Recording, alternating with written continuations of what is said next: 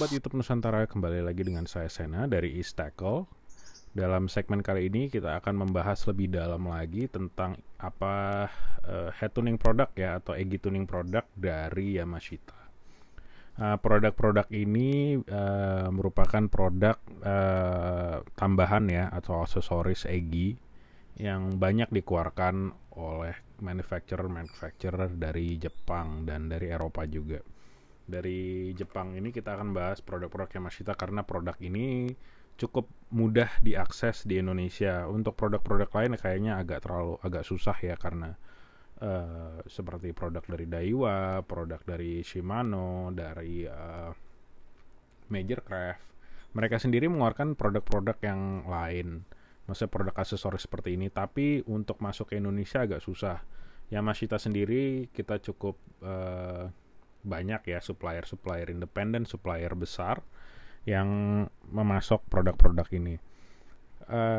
Apa gunanya? Kita akan bahas lebih lanjut pada video ini. Untuk bagi teman-teman yang sudah mungkin pernah mendengar, mungkin ini sebagai tambahan informasi. Bagi teman-teman yang belum pernah dengar, ini adalah informasi yang baru ya, yang non Jepang. Biasanya kalau kalian lihat itu dari tackle provider Jepang atau Eisuke Kawakami, atau ya ada language barrier ya dari mereka ke kita, jadi informasinya tersampaikan itu mungkin tidak tersampaikan secara seutuhnya maksud saya. Cuma sebelum kita mulai, bagi teman-teman yang belum subscribe dan like dan hit tombol loncengnya, yuk ditekan tombol like, subscribe, dan loncengnya. 3 klik saja. Produk-produk Yamashita ini. Sebelum kita mulai, tentu saja yang kita perlu adalah EGI basic seperti ini. EGI basic maksudnya tidak terlalu banyak modifikasi, cuman bentuknya bentuk standar. Ada beberapa EGI yang non standar, yaitu ini, seperti ini, EGI duel, ini series duel. Yang sebelum itu series dari yang pertama itu dari Daiwa, ini dari duel, ini khusus tip run, dan EGI ini dari Yamashita atau Pyong-Pyong. Nah, ini tidak bisa kita aplikasikan pada produk-produk ini karena bentuk kepalanya itu sudah berubah dan tidak mengikuti standar basic EGI shape, jadi atau bentuk standar EGI. Jadi kita tidak bisa menambahkan produk sinker yang tip run sinker atau head tune karena bentuknya sendiri sudah berbeda. Jadi saya mau menjelaskan itu karena ini aplikasi bisa untuk semua EGI Jepang secara umum ya. Ada beberapa EGI yang Jepang yang bentuknya standar, cuman bentuk timahnya tidak seperti ini, itu juga tidak bisa digunakan. Untuk timah seperti ini juga tidak bisa digunakan karena jaraknya sudah terlalu pendek. Ini slow sinking series dari Daiwa Dart 2.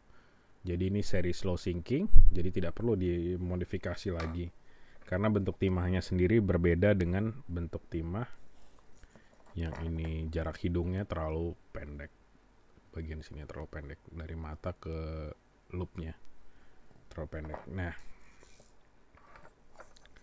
masuk ke penjelasan utama, bagaimana cara penggunaan produk EGI tuning ini. Saya tidak menutupkan kemungkinan untuk kalian beli merek dari Kuroshima atau Yamashita atau merek yang lain, tapi ini saya akan fokus kepada produk yang ada di depan. Ini cuma alternatif bagi teman-teman yang ingin mencoba, belum tentu mau invest ke dalam produk Yamashita ini. Produk ini pemasangan cukup simpel. Saya akan mulai dari head tune ya, karena ini produk utama. Cara pemasangan cukup simpel, cuman dimasukkan ke sini, lalu ada karetnya, lalu karetnya di ini. Nah, ini sudah merubah atau untuk sayap-sayapnya jangan lupa dikeluarin ya, karena itu akan menentukan sync rate juga. Nah ini sudah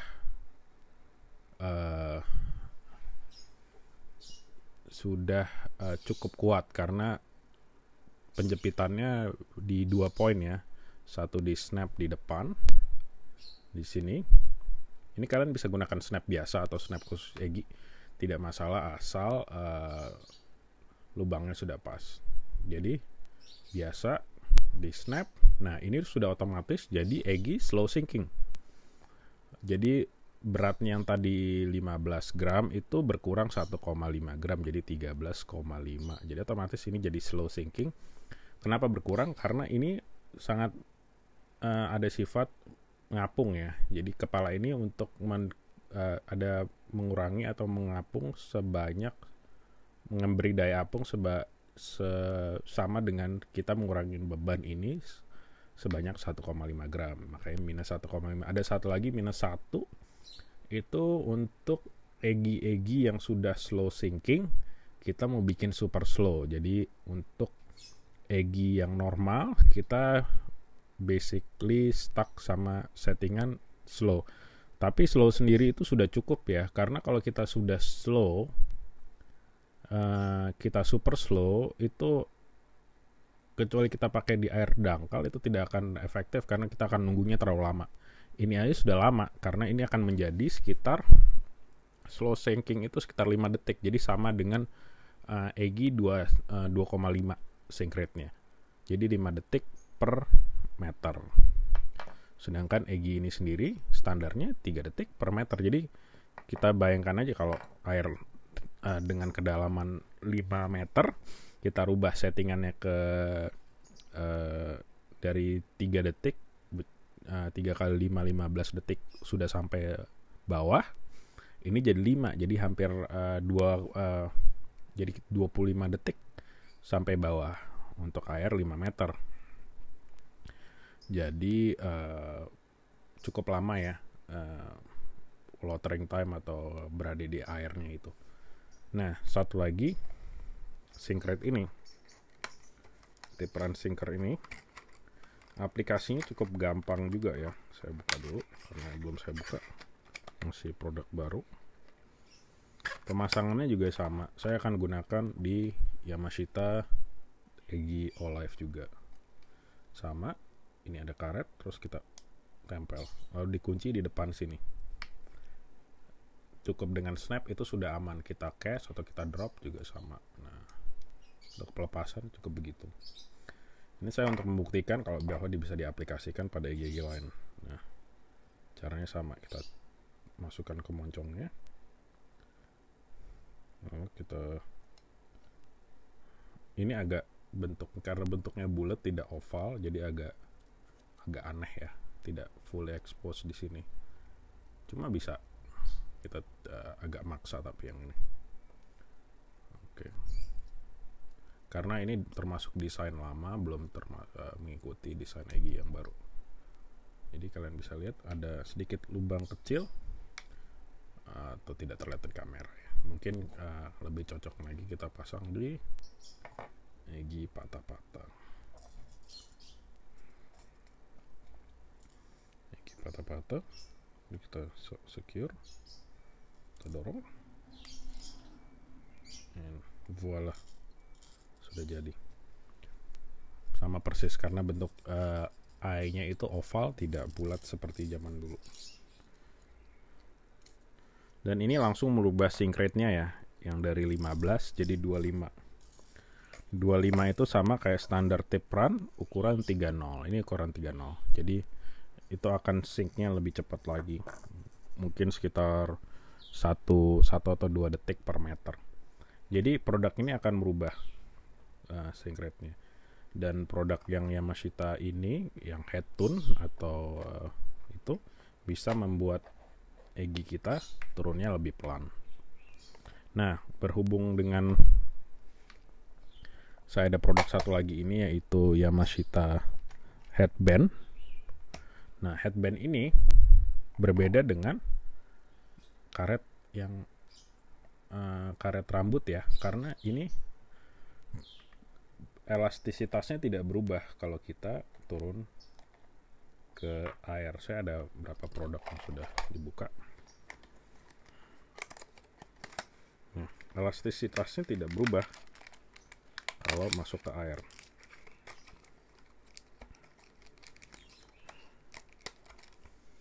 Nah, elastisitasnya tidak berubah.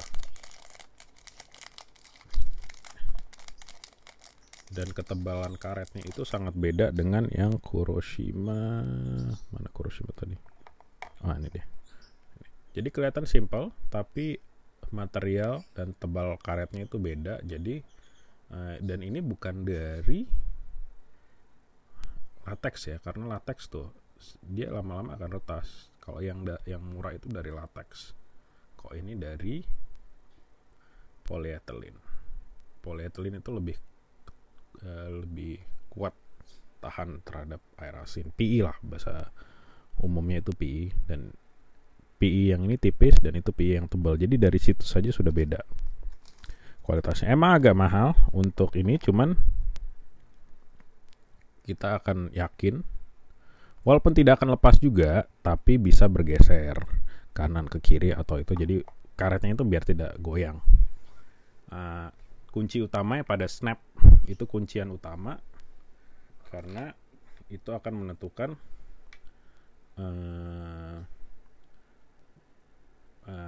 lepas atau tidaknya, atau naik atau turunnya. Jadi itu kuncian utamanya itu pada snap di atas. Rubber band ini cuma assist agar tidak rotate atau goyang kanan kiri, jadi tetap di tengah ya.